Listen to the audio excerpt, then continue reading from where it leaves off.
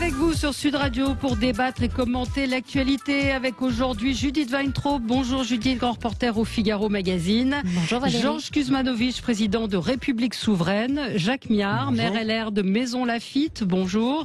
Et Régis de Castelnau, avocat, votre blog Vue du droit. Votre livre Une justice politique est paru aux éditions L'Artilleur et vous êtes également membre de la rédaction de Front Populaire. On va revenir sur les propos de Jean-Luc Mélenchon et le sauvetage lancé par la France insoumise qui essaye tous les arguments pour sauver son leader. Déconfinement, la note envoyée par Gérald Darmanin au préfet, une explosion des violences dues au confinement. Et puis Éric Zemmour, on n'en a pas parlé, va-t-il être candidat à la présidentielle? Tous ces sujets avec vous. Petit coup de cœur, coup de gueule, tour de table sur ce qui a retenu votre attention. Jacques Miard, alors il paraît que c'est un coup de cœur mystère. Non, c'est pas un coup de cœur mystère, c'est de l'autopromotion. Voilà mon dernier bouquin. Voilà, il faut en profiter. Ça s'appelle L'art de la politique, trancher le nœud cordien. Alors donc, c'est un livre que j'ai écrit l'été dernier, que j'ai mis un peu de temps à finaliser. Mais ce que j'essaye de faire, c'est qu'on parle de dérèglement climatique, il y a aussi un dérèglement politique et il s'agit de rétablir les fondamentaux. Et donc, c'est ce que j'ai fait. Et un petit coup d'œil à ce que j'avais fait précédemment. Vous savez que j'avais sorti pas mal de communiqués. Et ces communiqués, je ne les avais pas relus avant d'écrire la première partie du livre. Et ensuite, je me suis aperçu, et ça, j'insiste, c'est que j'étais en totale cohérence. Alors, on m'aime ou on m'aime pas, on m'approuve ou on ne m'approuve pas, c'est pas de problème. Mais en totale cohérence avec ce que j'écris depuis des années. Et ça, c'est, mon avis, ce qui manque le plus aux politiques actuelles, c'est d'agir dans le long terme avec un projet cohérent et s'y tenir, quoi qu'il arrive. Et donc, voilà pourquoi, ma chère Valérie, je vous offrirai ce bouquin, L'art de la politique, tranchez le nœud cordien et mettez pas la tête en dessous parce que ça tombe. Très bien, oui, non, il vaut mieux pas avoir la tête, ou alors il faut un bon panier. Régis. C'est un coup de cœur, hein, vous l'aviez compris. Hein. Absolument, absolument.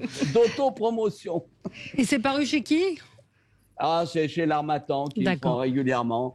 Voilà. Très bien. Écoutez, c'est pas facile, hein, parce que les grands publient dans des très grandes maisons. Moi, j'ai pas cette prétention. J'ai simplement la prétention d'avoir une politique qui n'a pas changé depuis 30 ans. Même Alain Juppé me l'avait reconnu. Très bien. Non, alors on va faire le coup de gueule de Georges avant la fin de l'heure. Bon, c'est un coup de gueule qui devient un peu habituel. C'est l'installation en Allemagne de la première usine depuis 20 ans, une usine géante de construction de semi-conducteurs. Afin de ne pas dépendre que de la Chine qui en fabrique 80%, un peu comme les médicaments. Cette crise de la Covid a permis de se rendre compte de notre dépendance. Mais étonnamment, c'est en Allemagne que tombe cette usine. C'est comme quand nous avons fusionné Nexter et KMW. C'est Nexter qui a fermé et tout s'est retrouvé en Allemagne. Quand nos ingénieurs radars se sont retrouvés à Stuttgart.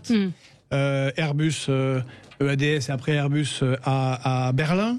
Il y a un mois, tout honte bu et apparemment sans aucun problème, Madame Merkel a demandé les secrets de fabrication de Dassault pour les futurs avions dits européens, qui sera fabriqué par Airbus et... ne me regardez pas comme ça, c'est pas moi qui lui ai donné. Airbus et Air France, ce truc incroyable. Et on est, j'ose le dire, on est dans une situation décrite par Drieux-La Rochelle. Donc on était à la Deuxième Guerre mondiale, Drieux-La Rochelle, collaborationniste, écrit le programme qui est celui d'Emmanuel Macron, qui est l'Allemagne, malheureusement, ça aurait été bien que la France domine l'Europe. C'est l'Allemagne, mais suivons-les. Bon, c'est exactement ce qui se passe. C'est une capitulation en ligne. Il y a eu le traité d'Aix-la-Chapelle qui est, en fait, de facto, un abandon total et complet de la politique gaulliste sur tout ce qui est géopolitique, même en imaginant la possibilité du transfert du Conseil de sécurité, du siège du Conseil de sécurité de l'ONU de la France à l'Europe, donc, de facto, à l'Allemagne. Et donc tout notre appareil industriel qui se délite au profit de l'Allemagne. À un moment donné, il va falloir dire stop. On ne peut pas être tout permettre à l'Allemagne depuis 1991. On les a aidés à se réunifier, on les a financés, et ils ne supportent même pas qu'on ait le nucléaire, parce que les reculades d'Emmanuel Macron sur le nucléaire sont imposées par l'Allemagne, qui ne veut pas. Les Verts français ont bien contribué aussi. Oui, alors bien évidemment. C'est de la drague électorale des Verts français bien par évidemment, Macron. Mais là, il y a un débat européen qui se fait sur quelles sont les énergies vertes. L'Allemagne fait tout, et je vous le dis par avance, les Français, nos dirigeants actuellement, Emmanuel Macron, capituleront. Le nucléaire ne sera pas considéré comme vert, et ce sera éoliennes, panneaux solaires fabriqués en Asie, qui polluent tout autant, sinon plus, et qui ne règle en rien le problème principal du climat, qui est le carbone dans l'atmosphère. Allez, on marque une pause, c'est l'heure du journal. Oui. Mais on va marquer une pause, vous pourrez réagir tout à l'heure. On va continuer nos débats juste après le journal de 11h. À tout de suite. Et on est ensemble pour débattre et commenter l'actualité avec Régis de Castelnau. Vous êtes avocat, vous avez un blog Vue du droit, vous avez publié Une justice politique aux éditions L'Artilleur. Vous êtes également membre de la rédaction de Front Populaire. Jacques Miard, maire LR de Maison Lafitte, et vous venez de publier, excusez-moi, je n'ai pas noté le titre. L'art de la politique. Trancher le nœud cordien. Voilà, aux éditions L'Harmattan. Georges Kuzmanovic, président de République Souveraine, et Judith Weintraub, grand reporter au Figaro Magazine. On revient évidemment sur les propos de Jean-Luc Mélenchon et la défense, pour le moins compliquée, de ses soutiens. Déconfinement vers une explosion des violences, c'est ce qu'affirme en tout cas Gérald Darmanin. Et puis Éric Zemmour, candidat, est-ce que vous voteriez pour lui? On parle de tous ces sujets avec vous. On continue notre tour de table. Régis de Castelnau, c'est un coup de gueule ce matin. Oui, c'est un coup de gueule à propos de l'affaire Mila. Je trouve que la réponse judiciaire qui est arrivée 2 ans après, 2 ans après les faits, qui concernent une grosse douzaine de personnes, est proprement ridicule. Elle est ridicule dans son ampleur.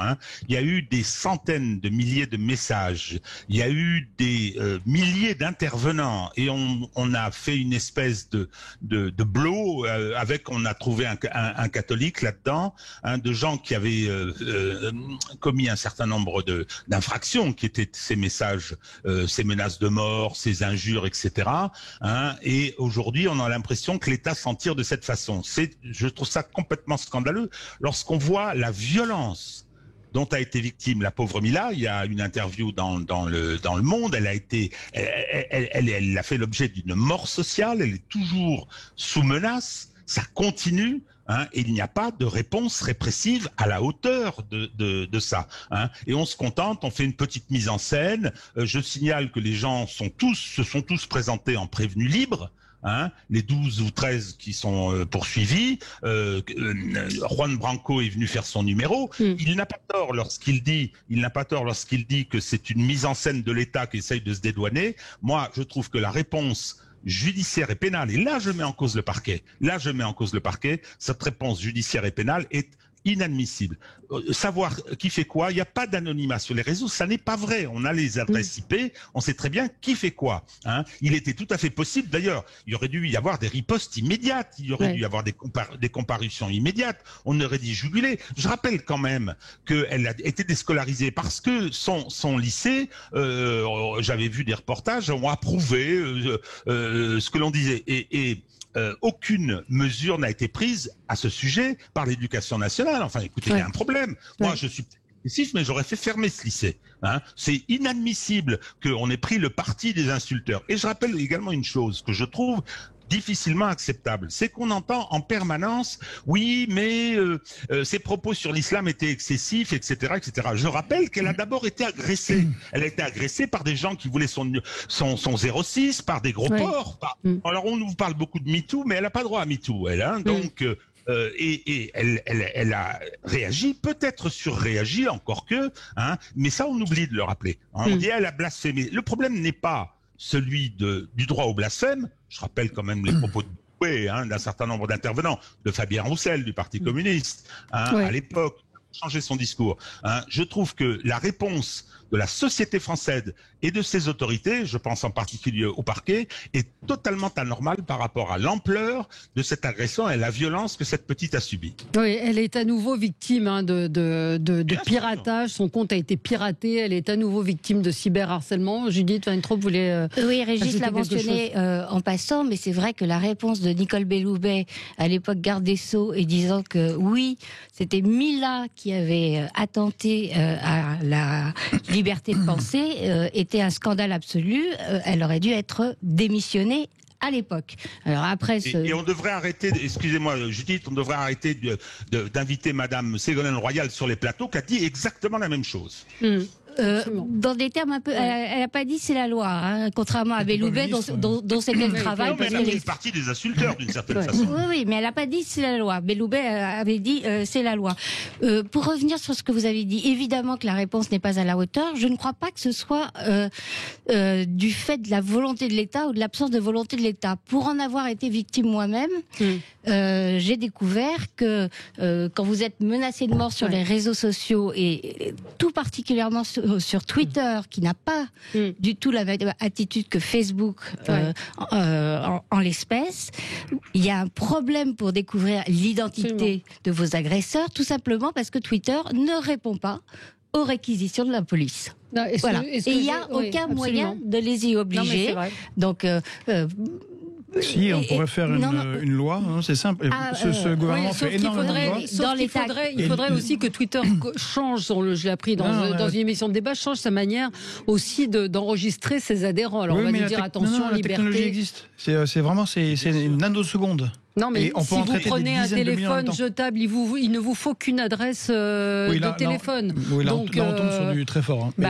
Mais la plupart de ceux qui font des menaces sont des gens déclarés. A mis en demeure Twitter, Facebook, de coopérer face à des comment dire, et les a mis en demeure en disant sinon on vous coupe chez nous. Alors naturellement, Poutine c'est horrible, il mange les petits enfants et tout. Toujours est-il que Twitter et Facebook se sont couchés. Donc pas Facebook. Jacques Méhard, un mot sur c'est sur très ça. simple. Effectivement, moi je suis d'accord avec Régis. Il y a deux irresponsabilités. Il y a les responsabilités de Twitter qui peut certainement agir et répondre. Et là, je suis d'accord avec lui qu'il y a un moment, on ferme, on tape. Et puis, il y a aussi les responsabilités, pas simplement du parquet, parce que le parquet doit recevoir des instructions générales du gouvernement et qu'à ce titre, on attend une instruction générale au parquet pour accélérer les procédures de mise en cause. Ouais. Donc là, je veux dire, il ne faut pas non plus disculper le gouvernement. Le parquet n'est pas indépendant, il n'a pas à l'être, il représente la société, il peut recevoir des instructions générales et malheureusement, le gouvernement n'en a pas donné dans des cas similaires. Et il y a un autre problème également, c'est qu'on voit aussi les tribunaux aujourd'hui, en matière de diffamation, etc., buter en touche lorsqu'il s'agit de débats entre politiques. Ouais. J'ajoute une dernière petite chose. La première décision de justice rendue dans l'affaire Mila l'a été par ouvrir une enquête sur elle. Non, pas du tout. Ah oui, ça c'est vrai. Oui, enquête préliminaire. Non, mais je dis là, oui, mais c'est pas une décision judiciaire, c'est une décision de procédure. Mais une décision judiciaire, ça s'est passé à Malte. Elle était en séjour linguistique, elle s'est fait agresser dans un restaurant par un gars. Il a été arrêté dans la seconde. Il est passé le lendemain en justice. Il a été condamné à 1 an de prison. D'accord ? Les Maltais, ils n'ont pas rigolé avec cette histoire. Chez nous, on attend, on n'a toujours rien. C'est renvoyé au 21 juin. Je suis désolé, c'est un coup d'épée dans l'eau. La preuve que cette répression ne sert à rien, c'est qu'il n'y a aucune prévention. Absolument. Les conséquences, elles subissent exactement la même chose. Ce que dit Régis, c'est extrêmement grave parce que ça amplifie l'irresponsabilité de ces oiseaux qui utilisent Twitter pour insulter, pour agresser et pour des menaces de mort. Donc c'est extrêmement grave. Il y a un moment, les réseaux sociaux, il va falloir les mettre dans un cadre très contraint et à mon avis, l'anonymia est quelque chose d'horrible. Allez, on marque une petite pause. On revient avec le coup de gueule de Judith qui a à voir avec Jean-Luc Mélenchon. Je ne vous dis que ça. À tout de suite. Avec vous sur Sud Radio pour le 10h midi avec Régis de Castelnau, Jacques Miard, Georges Kuzmanovic et Judith Weintraub. Alors, on va évidemment parler des propos de Jean-Luc Mélenchon qu'on a commenté déjà hier. Mais ce qui nous intéresse, c'est aussi la défense aujourd'hui de la France insoumise et Quotidien qui a ressorti hier un. Oui, Quotidien, son l'émission de Mélenchon. Barthès, Ouais. qui a sorti un son tout récent de Mélenchon. Alors, vous savez, il aime bien parler ou écrire très très longuement sur ses propres médias, parce que comme ça, au moins, il est sûr que sa pensée n'est pas trahie ni manipulée. Et là, il parle de la panne des numéros d'urgence. On peut l'écouter si vous voulez. D'accord. Écoutez. C'est le mieux. Tout ça est tombé en panne pendant 6 heures. Et bien moi, je vais vous dire, je trouve ça suspect. À chaque fois qu'il s'agit de privatiser quelque chose, on commence par montrer que le service public fonctionne pas, qu'il y a un problème, etc. Genre, une fois que ça va être privatisé, vous allez voir, parce que c'est l'entreprise privée, c'est efficace, ça marche tout le temps. Tu parles que ça marche tout le temps. Il suggère que les fameux ceux d'au-dessus, ceux qui gèrent les présidents et les attentats aussi, donc ils ont fait exprès de mettre en panne les numéros d'urgence que sont le 17 ou le 18 pour donner des arguments pour privatiser Orange. Voilà, donc Judith. Oui, alors, faut juste préciser que l'État n'a plus que 23% d'Orange. Très, Ça, très. moi aussi, je me suis dit, mais Orange, c'est pas public, quoi. Il y a un C'est truc qui va Thierry pas. Breton qui a privatisé France Télécom. Mais c'est juste un détail, si j'ose dire. Mon cher Georges, qui a lancé la privatisation Attendez, laissez Judith finir son coup de cœur, coup de cœur. Non, c'est pas un coup de cœur, c'est un coup de gueule.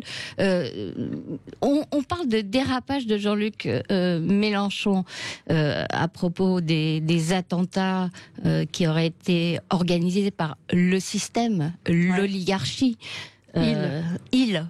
Pour pointer du doigt les musulmans à la veille d'élections présidentielles, ce ne sont pas des dérapages, c'est l'expression chaque jour un peu plus débridée de convictions qui l'animent depuis très longtemps. Il considère que à peu près tout, à commencer par sa propre défaite, a été orchestré par le système. Rappelez-vous, quand il refuse de reconnaître cette défaite, il l'incombe à une manipulation de ses adversaires. Ou quand Corbyn, le leader travailliste, perd les élections, Jean-Luc Mélenchon explique tout à fait publiquement que Corbyn a été victime des réseaux du Likoud, c'est-à-dire la droite israélienne, etc., etc. On fait ce matin un florilège de ces thèses complotistes. Figaro, ouais. Donc c'est pas un dérapage, ça correspond à des convictions profondes et ce n'est pas nouveau. D'où ma question, jusqu'à quand la gauche, la partie de la gauche qui sollicite une alliance avec la France insoumise va continuer à lui faire les yeux doux? Oui. Georges, vous l'avez bien connu, Jean-Luc Mélenchon, vous avez été très proche, vous avez fait partie de la France insoumise. Comment vous réagissez à ces propos? On va évidemment revenir sur la phrase d'avant-hier, mais c'est vrai que là, sur Orange, on comprend pas bien. C'est quoi? Il a toujours été comme ça. Non, mais Jean-Luc Mélenchon, c'est plus généralement de ses sorties. Effectivement, il y a dans le Figaro une compilation de toutes ces petites phrases. Ce dimanche, j'étais en famille tout le week-end dans la forêt. Voilà, c'était très bien. Ouais. Et en revenant à Paris, j'ai eu cette information. Et au début, j'y ai pas cru. Donc j'ai écouté les propos incriminés et force m'a été de constater que ce qui a été dit a été bien dit et de manière parfaitement claire. Et voilà, j'ai réagi en disant que c'était une grave erreur politique. Et je ne comprends pas, plutôt, je connais le personnage, je comprends que son caractère l'a amené à faire ça, mais ce qu'il aurait dû faire, surtout pour quelqu'un qui brigue la première magistrature de France, donc être président de la République française, c'est de dire que les mots sont partis avant la pensée. Que, Georges, la question, est-ce que ça correspond ou pas à ses convictions? Ah non, mais je termine là-dessus. Ouais, voilà. Ce qu'il aurait dû faire, c'est s'excuser. Je m'excuse. Voilà. C'était pas ça que je voulais dire. Or, ce qu'on a vu, c'est une défense qui est peut-être encore pire que les propos initiaux. Et je crois que ce qui sous-tend ces propos-là, c'est la conviction malheureusement profonde chez Jean-Luc Mélenchon, personnel, que l'affect des citoyens français face aux actes terroristes sont surjoués par les médias. Et que ça ne les affecte pas autant, et que tout ça est... sa destination, c'est pour aller à l'encontre des musulmans de France. Ce qui est évidemment une position absurde, sur laquelle je me rends compte. On était en contre à l'époque où j'étais à la France Insoumise. Et je rappelle ici, encore une fois, que les premières victimes en nombre, en volume, des djihadistes, des islamistes, des frères musulmans, des salafistes, sont des musulmans dans des pays musulmans. Donc il n'y a aucun problème à dénoncer les terroristes, surtout quand ils frappent notre territoire national, quand ils tuent nos enfants, quand ils tuent nos militaires. Ce n'est pas mettre en cause les musulmans. Et ça, il n'arrive pas à le faire. Et ça va le mener à faire d'autres, je pense qu'il en fera d'autres pendant la campagne présidentielle à venir, d'autres sorties de ce genre, qui seront tout autant tragiques. Alors, Jacques Miard. À ce moment-là, on peut dire que ça le discrédite complètement, parce que ça, c'est un processus de complotisme qui mène dans le mur et qui ne tient pas la route.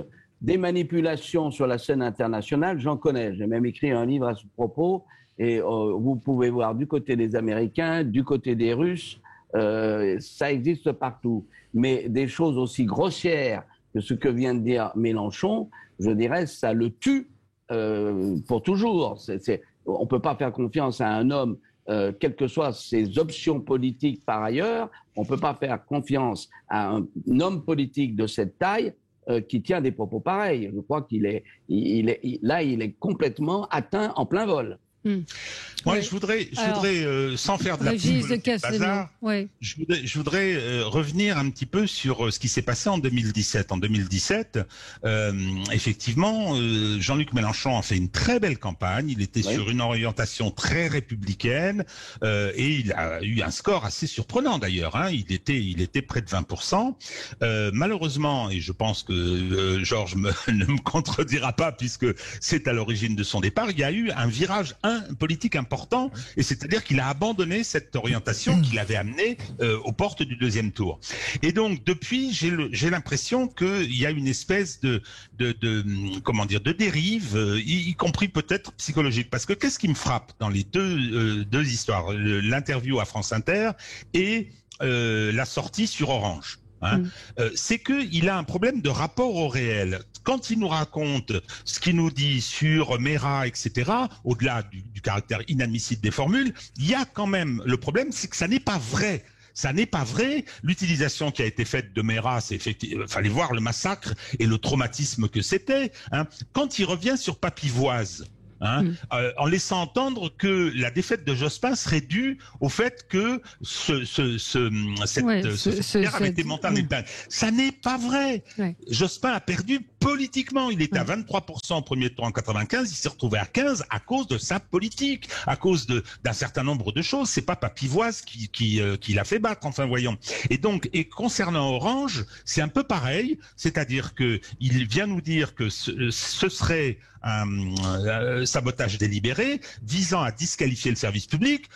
Là-dessus, ça peut arriver, cette façon de le déconsidérer, etc. Mais en l'occurrence, cette entreprise est privatisée 23%, c'est un capital dormant, même pas la minorité de blocage, et c'est une société au CAC 40, c'est une société de statut privé. Et qui est-ce qui a enclenché le processus? Lionel Jospin, avec Monsieur Mélenchon, qui était alors ministre. Bon, je dis pas que c'est lui qui l'a lancé, mais est-ce qu'il réfléchit? Est-ce que avant de lancer ces espèces de trucs, il réfléchit au réel dont il parle? Et malheureusement, je pense que là, c'est une vraie dérive. Régis a entièrement raison. C'est pas nouveau. Mélenchon refuse de critiquer Mitterrand, refuse de critiquer Jospin, parce qu'il a été ministre. Et bien évidemment, Jospin, c'est l'État ne peut pas tout, c'est l'abandon de la classe ouvrière, c'est les privatisations massives avec Strauss-Kahn. Et voilà, c'est effectivement, ce n'est pas Papivoise, oui, c'est un élément, mais Jospin aurait parfaitement pu réagir aussi en proposant une politique plus de sécurité. Pas de sentiment d'insécurité déjà, pour commencer. Mais je répète qu'au-delà du cas éventuellement psychiatrique de Mélenchon... Vous allez loin. J'ai pas dit ça. J'ai pas voulu psychiatriser. C'est une structure paranoïde, c'est sorti, révèle ça. Au-delà de ça, moi je trouve que je vais rester dans mon domaine. La question est la question politique. Est-ce qu'on traite Mélenchon et la France insoumise comme certains considèrent qu'il faut traiter Marine Le Pen et le Rassemblement national, c'est-à-dire les ostraciser, ne pas les fréquenter, considérer qu'il ne faut pas faire d'alliance avec eux. Oui ou non? La réponse, la vôtre? La mienne, c'est oui. C'est oui. Mais il faut. Non, mais je vais ajouter une petite chose concernant les réactions de son camp. C'est-à-dire que c'est extraordinaire. Il sort ces trucs et le lendemain, tout le monde arrive, sort les rames, etc. Et on a des mensonges. C'est-à-dire, il n'a pas dit ça. C'est faux. Là, sur Orange, j'étais sur... Oui.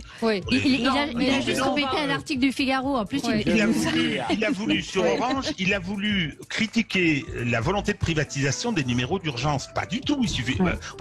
On vient de l'entendre. Donc, il y a un mécanisme de secte qui se met en route. Oui, absolument. Et je crois qu'il s'est tué lui-même. C'est pas la peine...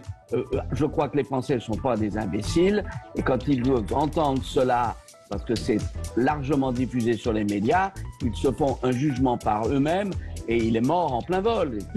C'est tout. C'est pas la peine d'insister. De là à le montrer du doigt, c'est exactement là où vous allez effectivement lui redonner une santé. Pas sûr. D'autant plus que on va y revenir. On doit marquer une pause. C'est l'heure de la pub. À tout de suite. Avec vous sur Sud Radio, on revient sur les propos de Jean-Luc Mélenchon. Appelez-nous 0826 300 300 si vous voulez défendre Jean-Luc Mélenchon, parce que vous nous dites vous ne défendez pas Jean-Luc Mélenchon, vous roulez pour Marine Le Pen. Non, quand Jean-Luc Mélenchon dit quelque chose de choquant, et ce qu'il a dit est choquant, quand il affirme, on peut même réécouter le son, quand il affirme que les attentats étaient prévus d'avance et que tout ça a été fait pour favoriser le candidat du système, et qu'il amalgame à la fois ce qui s'est passé avec Mera et avec Papivoise, c'est quand même ça n'a pas vraiment de sens. Mais moi j'ai envie de vous entendre. Si vous voulez défendre Jean-Luc Mélenchon, allez-y. Et c'est pas parce qu'on pose la question sur la candidature d'Éric Zemmour éventuellement, dont on va débattre tout à l'heure si on a le temps, qu'on fait la promotion d'Éric Zemmour. Enfin, faut un petit peu raison garder. On va réécouter le son de Jean-Luc Mélenchon, justement. Vous verrez que dans la dernière semaine de la campagne présidentielle, nous aurons un grave incident.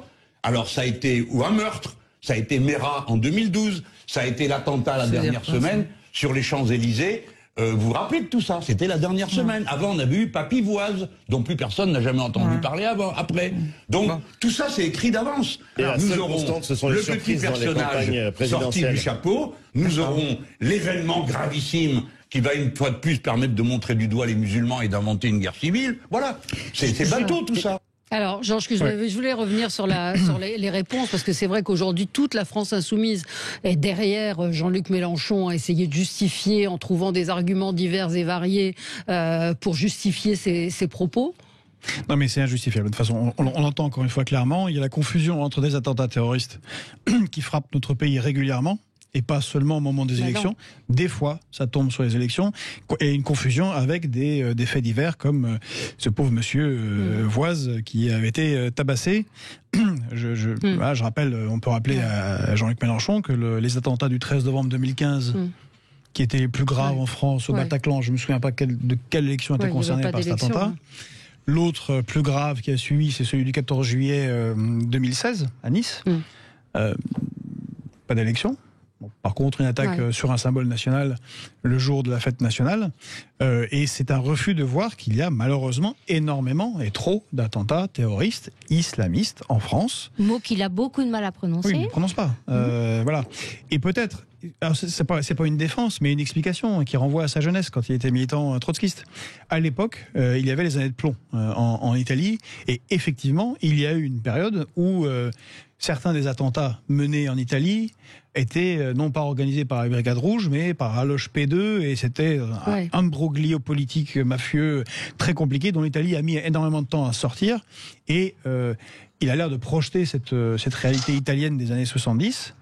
C'est la seule logique que je vois. Mais c'est ce qu'a dit Jacques Miard tout à l'heure, que des manipulations existent, personne n'en disconvient, que des États même aient ce genre de pratique aussi, mais parler au singulier du système de l'oligarchie, c'est une structure paranoïque. Je voudrais répondre à une auditrice qui me dit, regardez l'article du Figaro. Le Figaro que Jean-Luc Mélenchon brandit de 2017. Le Figaro dit une chose totalement différente. Le Figaro dit les attentats peuvent être instrumentalisés, ou en tout cas certains partis en tirent profit. Effectivement, c'est différent de dire ça que de dire on a organisé des attentats pour, c'est ce qu'il dit, il y aura un attentat, le système a organisé, le système va organiser. C'est pas du tout la même chose, Régis de Castelnau. Oui, excusez-moi, j'ai des petites sautes d'internet, mais absolument. Je reviens à cette espèce de mécanique. Il sort une énormité. Le lendemain, on revient sur ce qui aurait été plausible. Oui, il y a une utilisation. Oui, il y a des éléments propagandistes. Faut pas non plus se faire d'illusions. Hein. Ça, c'est juste. Bien évidemment, chaque parti, chaque mouvement va s'en emparer. Il y aura une surenchère entre médias aussi, parce que ça existe, la concurrence, etc. Hein. Mais ce qui est étonnant, c'est que c'est ce décalage entre ce qu'il dit, qui est clairement, et Judith a raison, qui est clairement problématique quoi, dans son rapport au réel. Moi, c'est ça qui me frappe le plus. Hein. Et ensuite, la façon dont derrière on rame. Alors, naturellement, il y a eu l'imbécilité de Papacito hier, qui a été utilisée comme une opération de diversion. Hein. Je ne sais pas ce qui sera dit sur Orange. On va nous sortir que, en fait, il parlait de la privatisation des numéros d'urgence. Mais c'est vraiment, je veux dire, on est rentré dans une espèce de mécanique qui frise la pathologie. Hein. Alors, en plus, quand vous entendez quelquefois les militants, c'est assez étonnant. C'est en fait, il y a un complot contre lui, parce que le complotisme, c'est parce que l'oligarchie et le grand capital ont peur de l'avenir en commun, ont peur de son programme. Je l'ai lu dans pas mal d'endroits. Donc, non, il y a une vraie difficulté, mais je pense qu'elle est aussi due, et j'aimerais bien avoir l'avis de Georges là-dessus, elle est aussi due au fait que, effectivement, le virage, le changement de ligne qui a été pris début 2018, aujourd'hui, les met politiquement quand même dans une espèce d'impasse. Et puis, je veux dire, ils ont beau dire que les sondages sont manipulés, que ceci, que cela, ils savent très bien, après le résultat des européennes, ils savent très bien qu'ils vont vers de graves mécomptes. Il y a que les plus fanatiques qui s'imaginent que le coup de 2017 passant de 10 à 20% va pouvoir être réalisé à nouveau. Donc il y a un côté fuite en avant qui est assez préoccupant. Et je trouve que c'est pas bon pour l'élection présidentielle qui se profile. Deux choses, certains nous disent, il y a du Mélenchon bashing parce que c'est le seul concurrent à Emmanuel Macron. C'est peut-être aussi que lui voit qu'il est en train de baisser dans les sondages. On me dit également, Papacito, vous minimisez la portée de cette vidéo stupide et elle a été retirée de YouTube à juste titre, sauf que personne ne s'indignait quand lors de réunions, de meetings de Jean-Luc Mélenchon, la tête d'Emmanuel Macron était promenée sur je crois que c'était une guillotine, et celle de Marine Le Pen portée sur des pics. Bon, donc c'était pas d'un tellement meilleur goût, et ça, il n'y avait pas de sanglots dans la voix. Par des candidats France Insoumise. Oui, par des candidats, auxquels participaient. Pas par un type qui essayait d'être drôle, pour des candidats. Mais vous voyez, moi, je suis d'accord avec Régis. Régis, quand j'ai quitté la France Insoumise, j'ai souligné le changement justement par rapport aux thématiques républicaines et le choix stratégique absurde de penser que Mélenchon incarnerait un vote communautaire, ce qui est rejeté par la plupart des musulmans, je pense, dans ce pays, qui sont pour la plupart républicains. Maintenant, j'ai critiqué également Papacito pour ma part, et on peut pas. Je pense que dans la situation où on est actuellement, on sort de crise, on va être dans une élection présidentielle avec une situation économique très difficile, avec énormément de gens au chômage et en difficulté. On ne peut pas avoir de côté un Mélenchon qui dit on n'a pas dit ça, on a dit le contraire, et de l'autre côté des gens comme Papacito qui disent mais non, c'était une petite blague. Non, ce sont des expressions de violence et d'imbécilité politique dans les deux cas, et ça doit être sanctionné. On est bien d'accord. Écoutez, tout ça sans la Bérésina, tout ça sans l'échec total par un homme qui, effectivement, a un problème à regarder la réalité en face et se lance dans des attaques farfelues qui font qu'il a totalement perdu sa crédibilité. Et alors, à telle enseigne, c'est que si les gens de LFI aujourd'hui font bloc autour de lui, c'est qu'ils sentent que le Titanic est en train de couler. C'est aussi simple que ça. Donc, je crois que là, c'est un échec. Il va être hors jeu dans les mois à venir. Alors, je sais que de temps en temps, même quand on n'est pas encore au Père-Lachaise, on peut se refaire, je dirais, une virginité politique, mais là, je n'y crois plus. Je crois qu'il s'est flingué. Peu de soutien. Moi, ce que je voudrais ajouter- Oui, allez-y, Régis. Ce que je voudrais ajouter, c'est que c'est pas une bonne nouvelle.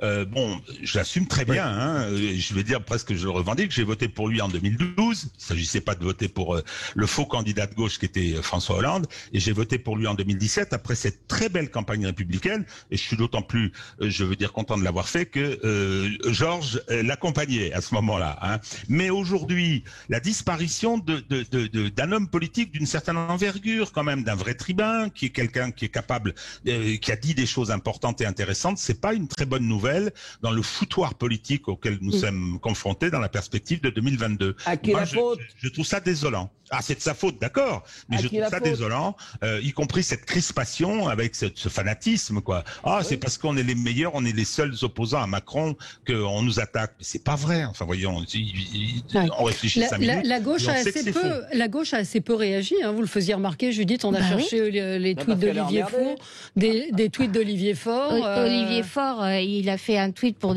condamner la vidéo débile de Papacito, mais sur Mélenchon lui-même, il s'est contenté de reprendre le tweet d'indignation de Latifa Ibn Ziaten, la mère du soldat assassiné par Mera.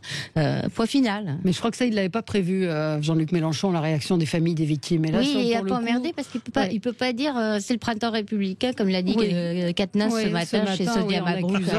C'est vrai que ça a été un peu... les excuses sont parfois, pour le moins, étonnantes. On va marquer... On va peut-être cuisiner Georges. Georges, est-ce que les Quatennens, des gens que je trouve intéressants, les Ruffin, etc., est-ce qu'ils sont dupes de ça? Est-ce que ils colmatent? Qu'est-ce qu'ils disent en je crois que Ruffin est tout à fait silencieux, vous l'aurez remarqué, comme deux ou trois autres fois. Et Katana, c'est juste un très très bon soldat loyal mais je suis convaincu qu'ils n'en pensent pas moins, comme Alexis Corbière, et qu'ils sont très très embarrassés et qu'ils savent très bien que cette sortie va leur coûter extrêmement cher à eux comme à Jean-Luc Mélenchon. Critiquer les propos de Mélenchon n'est pas soutenir Marine Le Pen, comme je le lis sur Facebook. Je pense qu'on peut tout à fait critiquer les propos et de Jean-Luc Mélenchon, et de Marine Le Pen, et d'Emmanuel Macron, sans pour autant faire le jeu des uns ou des autres. Ce qu'a dit Jean-Luc Mélenchon est proprement scandaleux. Il y a pas d'autre. Régis a raison. C'est-à-dire que imaginons que Arnaud Montebourg n'aille pas aux élections, et que Mélenchon soit totalement plombé par lui-même. Qui va parler de l'Union européenne? Qui va parler réellement de réindustrialiser le pays? Qui va parler de défense des services publics? Ça va pas être les ELV ou le PS qui s'en fichent comme de leur première chaussette. C'est une catastrophe. On va avoir un débat qui va porter sur rien entre européistes pour savoir comment est-ce qu'on va être plus ou moins européiste. Allez, on marque une pause et on se retrouve dans un instant avec vous. À tout de suite sur Sud Radio. Avec vous sur Sud Radio jusqu'à midi. On va parler de cette note adressée au préfet datée du 4 juin. Gérald Darmanin attribue la très forte hausse des violences à la sortie des restrictions sanitaires.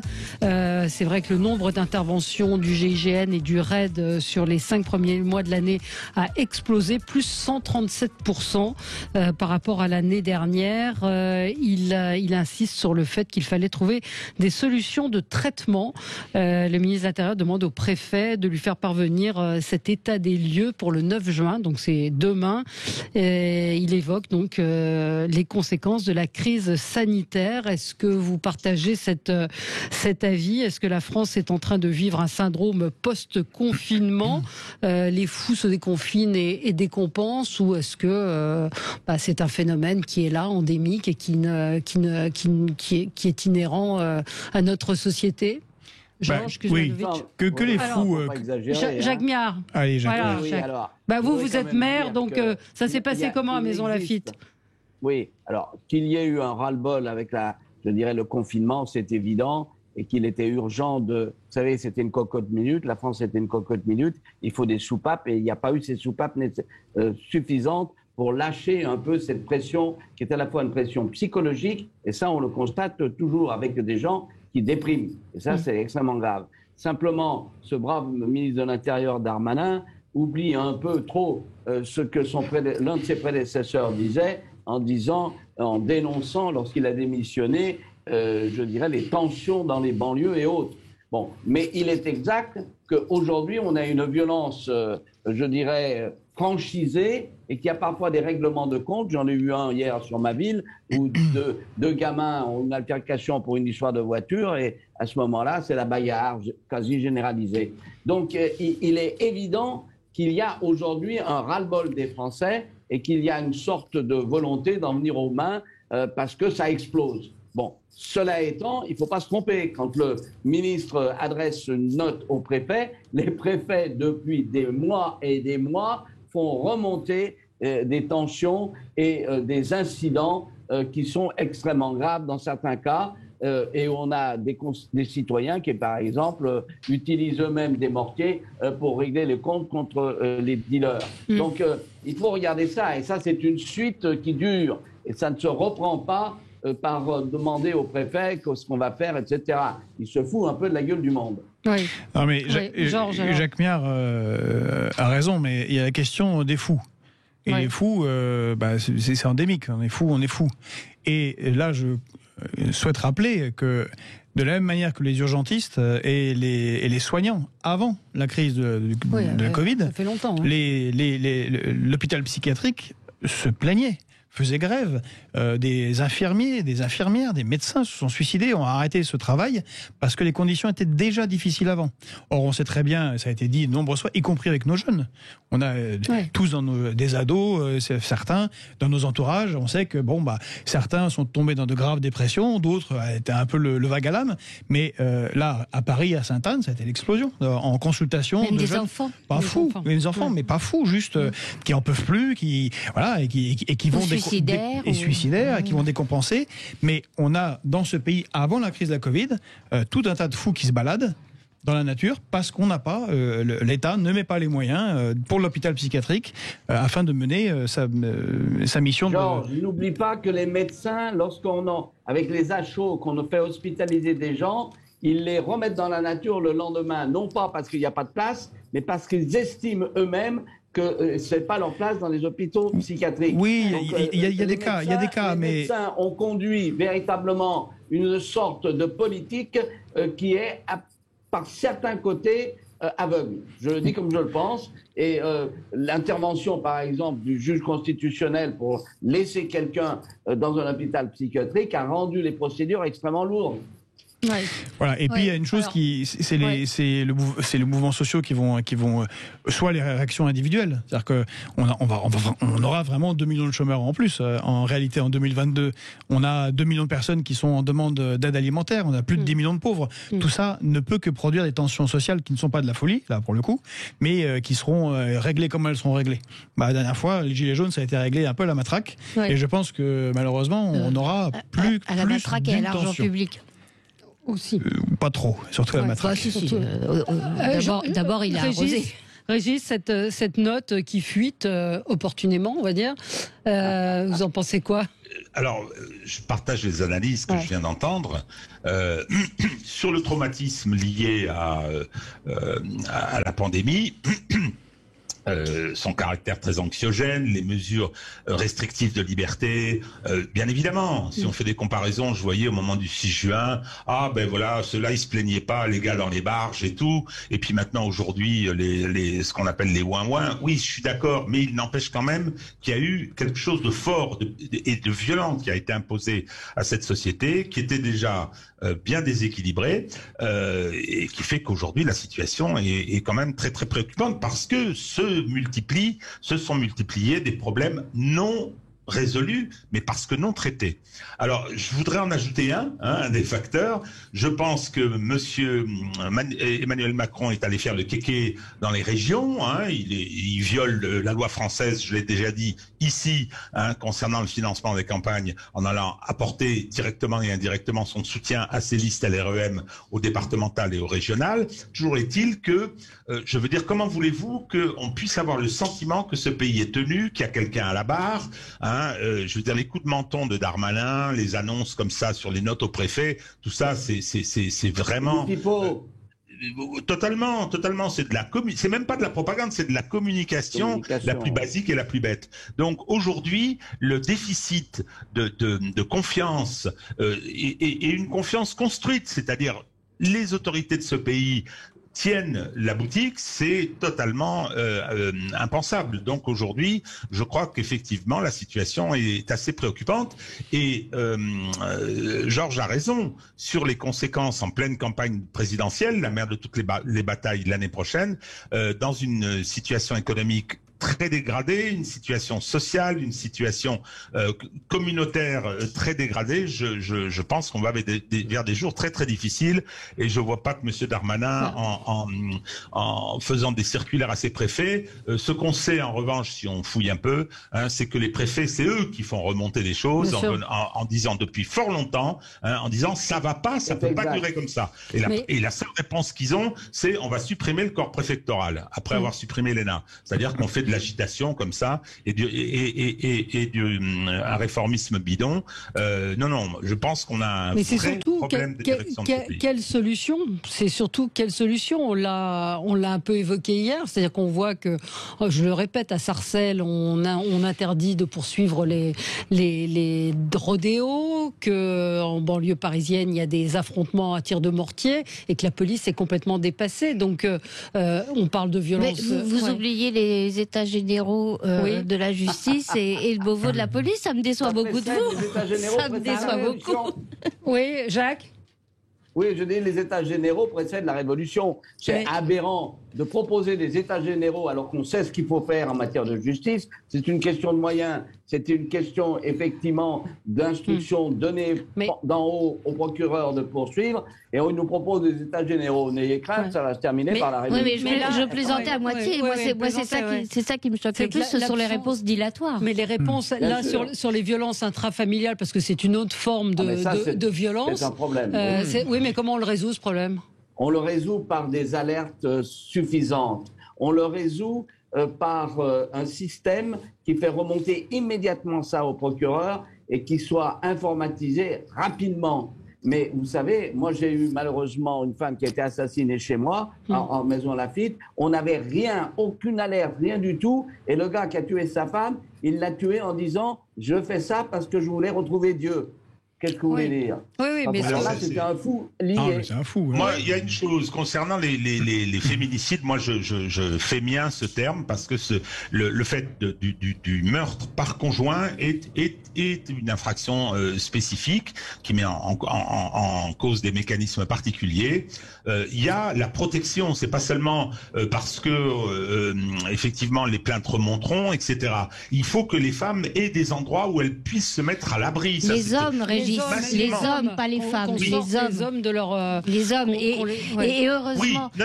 Heureusement ce que dit l'ex-procureur Luc Frémiot sur ce sujet, c'est-à-dire c'est pas aux femmes de partir de la maison nuitamment avec les valoches et les mômes sous les bras pour essayer de trouver un hébergement de fortune, c'est aux hommes.